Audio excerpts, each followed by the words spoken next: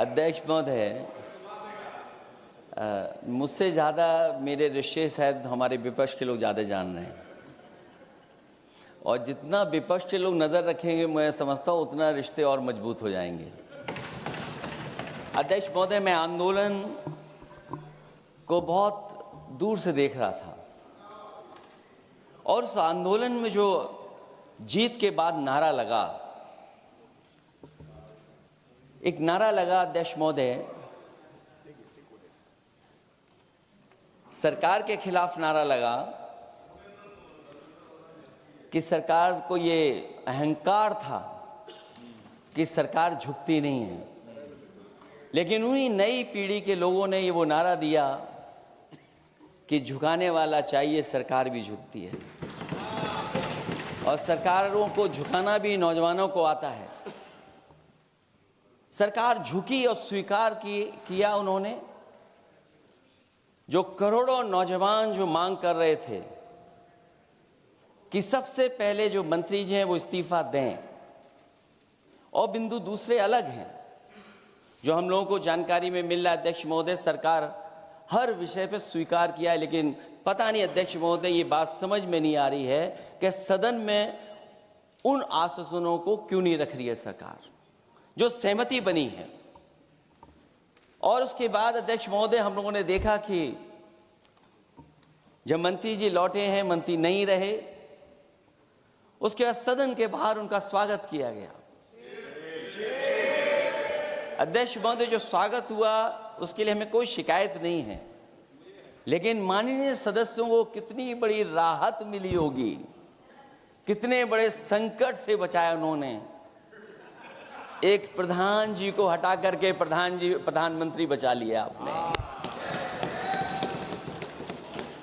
और ऐसा अध्यक्ष महोदय आंदोलन किसी ने नहीं देखा, जिस आंदोलन में नई पीढ़ी के लोग, कम उम्र के लोग निकल करके आ गए और जो नारे दिए गए। ये सरकार पिछले कई वर्षों से नकारात्मक प्रचार पर टिकी हुई थी, नकारात्मक राजनीति करती थी, और न जाने कितने हजार करोड़ रुपए खर्च किए होंगे सरकार ने नकारात्मक राजनीति के लिए। लेकिन नई पीढ़ी को मैं बधाई देना चाहता हूं, उनके मनोबल को और उनकी एकता को, और जिस तरीके से उन्होंने प्रचार किया, अंततः सरकार को झुकना पड़ गया। भाजपा वचन नहीं देती, जुमला देती है। भी स्वीकार कर लिया होगा कि कोई दल मजाक में बना तो कितनी बड़ा दल बन गया। जो कोई चीज मजाक से शुरू हुई वो कितना सीरियस हो गई, और इतना सीरियस हुई कि हमारी सरकार लोकतांत्रिक हो गई कि जो उनको धरने पे बैठने दिया। सरकार लोकतांत्रिक थी कि उन्हें धरने पर बैठने दिया।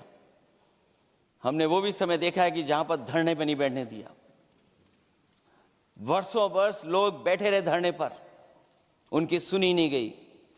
इसी दिल्ली को घेरा था किसानों ने, और सरकार को लगा कि चुनाव आ गया तो सरकार ने तीनों काले कानून वापस ले लिए। जब सरकार घबरा जाती है, डर जाती है, तो सरकार स्वीकार कर लेती है। इसीलिए वो नारा मुझे अक्सर याद आता है कि झुकाने वाला चाहिए, सरकार भी झुकती है। जो विषय लाया गया है कि prevention of unlawful means act, सरकार को कम से कम ये बताना चाहिए था कि 2024 में जब ये लेकर के आए थे तो आज 2026 में कैसे पेपर लीक हो गया। और केवल गिनती के 1-2 पेपर लीक नहीं हुए हैं। ये ऐसा आंदोलन रहा जिसमें माँ बाप और नई पीढ़ी के लोग सब जुड़ गए।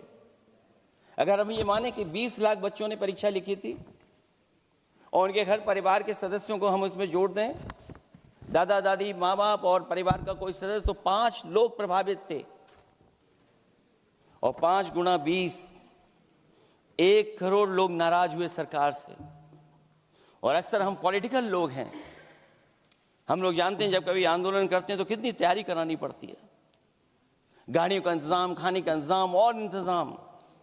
लेकिन ये पहला आंदोलन देखा कि जिसमें माँ बाप भी जुड़ गए और कहा कि जाओ बच्चों आंदोलन करो, हम आपके साथ हैं। ये पहला आंदोलन ऐसा देखने को मिला है। और केवल दिल्ली में नहीं हुआ ये, केवल दिल्ली में नहीं हुआ ये।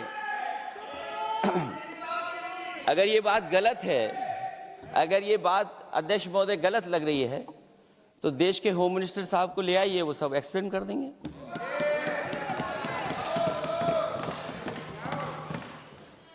पहला आंदोलन जिसमें माँ बाप ने साथ दिया, क्योंकि परीक्षा से कितना दुखी हैं लोग। ये जो परीक्षाएं लीक हुई हैं, कई महीनों पहले ये किताब बना दी थी। 1000 शिक्षक भर्ती को लेकर के बड़े पैमाने पर घोटाला किया गया, और घोटाला इतना बड़ा है कि वो सभी कोर्टों में गए हैं और पिछले कई वर्षों से आंदोलन कर रहे हैं। कोई स्थान नहीं बचा अध्यक्ष महोदय जहां पर वो शिक्षक भर्ती के लोग न गए हों। मंत्रियों के यहाँ गए, आंदोलन किया है, हाई कोर्ट गए, सुप्रीम कोर्ट गए। लेकिन देखिए सरकार भी कमाल की है कि सरकार उनको नौकरी नहीं देना चाहती, और इसलिए नौकरी नहीं देना चाहती है क्योंकि उन्हें भर्ती गलत की है, और भर्ती में जिन लोगों का अधिकार छीना है वो सबसे ज्यादा पिछड़े और दलित परिवार के बेटे, जिनका अधिकार इस सरकार ने छीना है। और ये अगर बात नहीं ठीक है तो हमें उम्मीद है कि सरकार इसका भी जवाब देगी। माध्यमिक स्कूलों को भी बंद किया जा रहा है, और बड़े पैमाने पे स्कूल बंद हुए हैं, और जो बोर्ड की परीक्षाएं लीक हुई हैं, पूरे देश में बड़े पैमाने पर बोर्ड परीक्षाओं के पेपर लीक किए गए हैं। अध्यक्ष महोदय, हम जानना चाहते हैं कि आखिरकार 10वीं और 12वीं के पेपर लीक क्यों हो रहे हैं? 10वीं और 12वीं के पेपर लीक क्यों हो रहे हैं?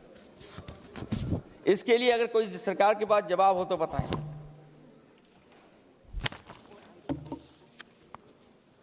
और जो बच्चों ने जान दी है नीट की परीक्षा में, जब परीक्षा का पेपर लीक हो गया है, अध्यक्ष महोदय, मैं अपनी तरफ से, पार्टी की तरफ से और सभी की तरफ से उन्हें श्रद्धांजलि देता हूं। और हमें उम्मीद है कि सरकार उन बच्चों की मांग मानेगी जिन बच्चों ने ये शर्त रखी है कि उनके परिवार के लोगों को 1 करोड़ मुआवजा दिया जाए।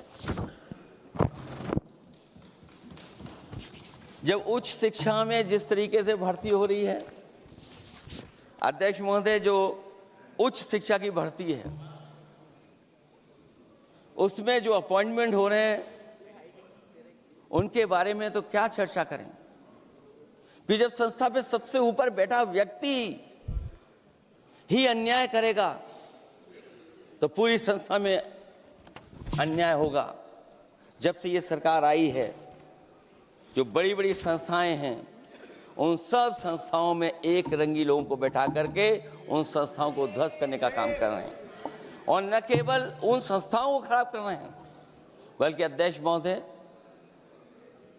उत्तर प्रदेश में एक स्वतंत्र सेनानी, उनके नाम पर यूनिवर्सिटी बनी, मौलाना जौहर यूनिवर्सिटी। यूनिवर्सिटी बनकर के तैयार हो गई। इन्होंने कोई सरकारी यूनिवर्सिटी नहीं बनाई,